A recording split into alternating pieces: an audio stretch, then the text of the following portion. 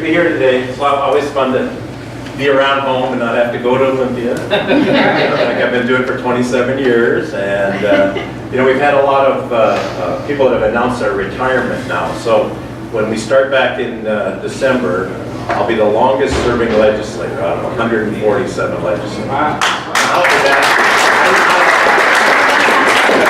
happen? Wow. But, you know, Olympia is very interesting because we have 147 legislators. We have 74 Democrats and 73 Republicans. So you can't be more evenly divided.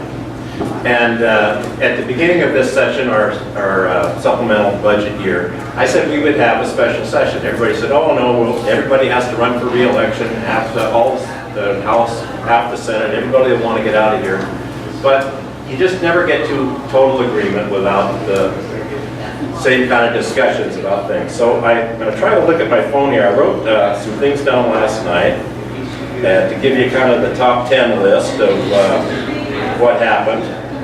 And I would say the first, really the first thing that happened in the legislature this year is we did not raise your taxes.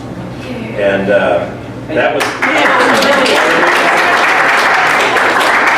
we stood firm. The House wanted to raise taxes about $500 million.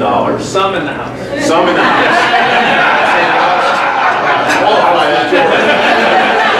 Democrat majority wanted to raise $500 million. We did not do that. And we funded some local improvements as well. We don't have a capital budget every year, but this year we did have a small capital budget. We got some money from the capital budget for a Mason County Veterans Home, $200,000. We put some money into the West Sound Skills Center, which is in Kitsap County, and also the restoration of the Turner Joy, which is in the harbor there at Bremerton. It's a great tourist attraction.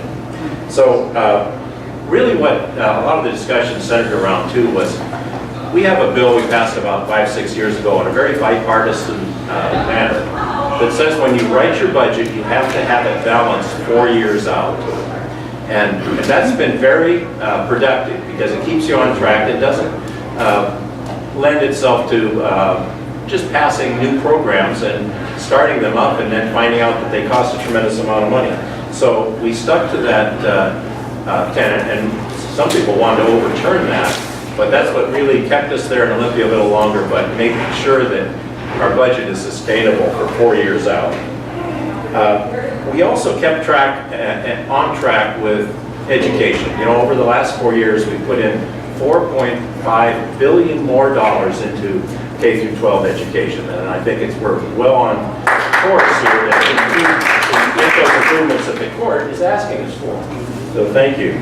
And we really tried to protect public safety. You know, we passed a bill finally that says that your fourth DWI is a felony. Yes. Now this is really important. You just can't drive around drunk and endanger the public and don't really pay consequences for that. So other states have done this. We did it this year, and I was very proud of that. And you know, we had quite a controversy about the Department of Corrections as well. Everybody heard about this. For 10 years they've been releasing people early. It's interesting to note that 10 years ago they found out they were also keeping some people in longer, and they fixed that immediately. Yeah, no problem. We're going to always make sure you get out on time, but we're still letting people out early. So the Senate, and this is unprecedented in my time there, we convened the Rules Committee and authorized our Senate Law and Justice Committee to hold hearings and to issue subpoenas to individuals, most of them in the Department of Corrections, and ask what happened. Who is responsible for this? Now the governor appoints the Department of Corrections chief, obviously, and he held his own investigation, but his investigation did not involve subpoenas, did not involve people testifying under oath.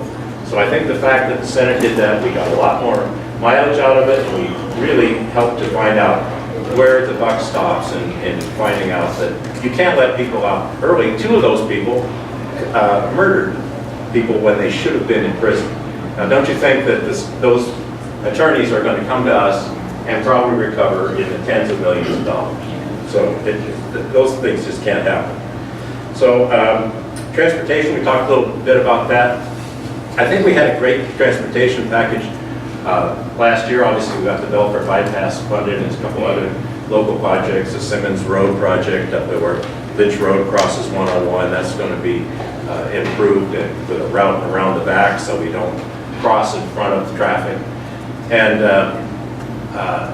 I think things are improving, and one of the big reasons was the Senate has the ability to confirm the governor's appointments. And the governor had appointed Lynn Peterson, nice lady. She was a county commissioner in Clackamas County in Oregon, and then she worked for Governor Kitzhaber in his environmental division. He appointed her a couple of years ago as Secretary of Transportation. Her appointment was never confirmed by the Senate. And one afternoon, we brought her confirmation up, and 25 to 24 voted her down.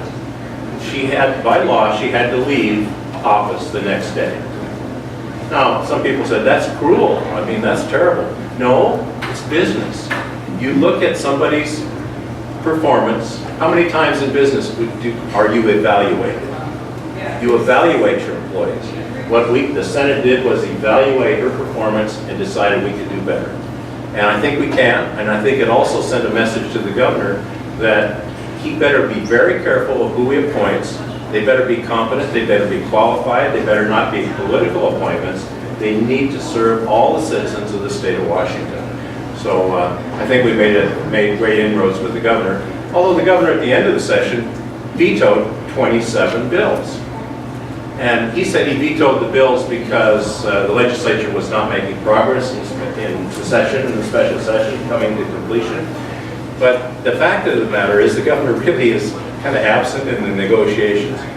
Like I said, I've served for a long time, and I can tell you that Booth Gardner and even Mike Lowry and especially Christine Gregoire were very active in the negotiations for budgets. So we the legislature, overrode 27 vetoes. That's unprecedented. And so we said,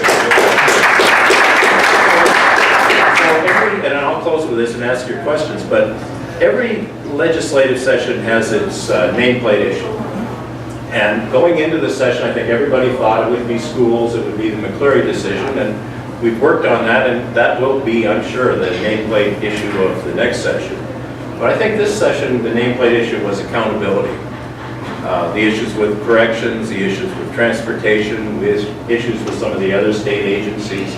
We have to hold our agencies accountable, and the legislature has the power to do that with the appointments, but it also has the power to do that with the budget.